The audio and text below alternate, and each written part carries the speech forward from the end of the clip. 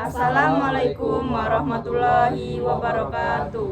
Perkenalkan, kami dari kelompok 3 yang terdiri dari 5 orang. Perkenalkan, nama saya Novia Fitriani, NPM 24020015. Mutia Putri Kennedy, NPM 23020005. Yusuf Effendi, NPM 24020004. Ringo Danuarta, NPM 23020002. Abi Rahman, NPM 24020007.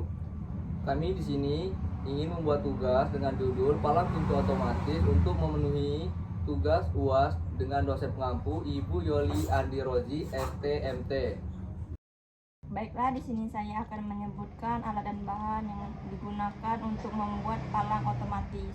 Yang pertama ada Arduino, kemudian breadboard, kemudian sensor ultrasonik, kemudian ada motor servo, kemudian ada kabel jumper, male to male, kemudian kabel USB.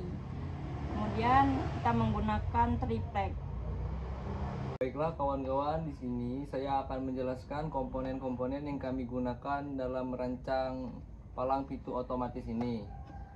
Yang pertama ada Arduino Uno, papan mikrokontroler yang menjadi otak rangkaian, digunakan untuk membaca sensor dan mengendalikan aktuator servo seperti servo. Yang kedua ada breadboard, papan percobaan untuk menyambungkan komponen tanpa perlu menyolder. Jalur lubangnya memungkinkan kabel jumper terhubung dengan rapi. Yang ketiga ada sensor ultrasonik, sensor jarak yang bekerja dengan memancarkan gelombang ultrasonik.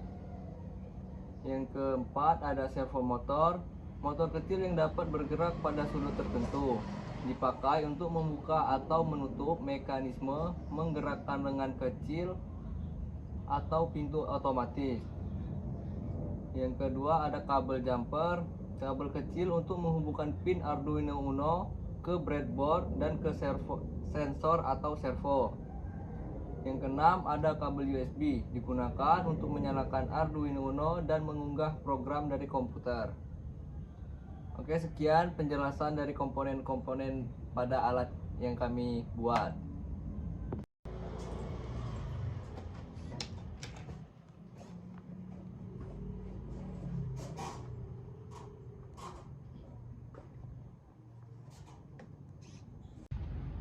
Baiklah, saya di sini akan menghubungkan kabel jumper dari sensor dan servo ke Arduino Uno. Baik, yang pertama ada PCC sensor ke 3,3 volt, trig ke pin 3, echo ke pin 5, ground ke ground.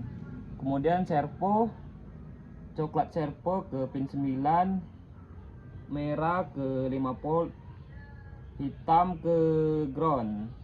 Jika sudah terhubung semua, colokkan kabel USB ke laptop atau komputer, kemudian upload kode yang telah kamu buat.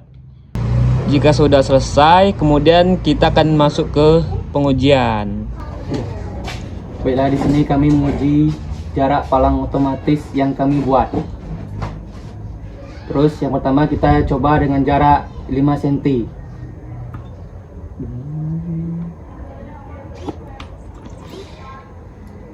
Dan kita coba lagi dengan jarak 10 cm, apakah palang otomatisnya masih bisa terbuka atau tidak.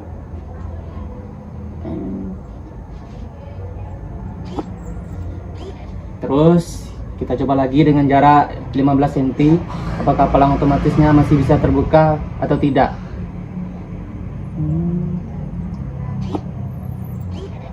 Dan yang terakhir kita coba dengan jarak 20 cm, apakah palangnya masih bisa terbuka atau tidak.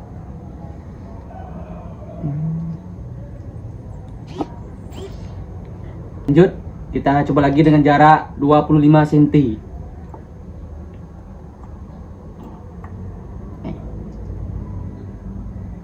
Ternyata nggak mau.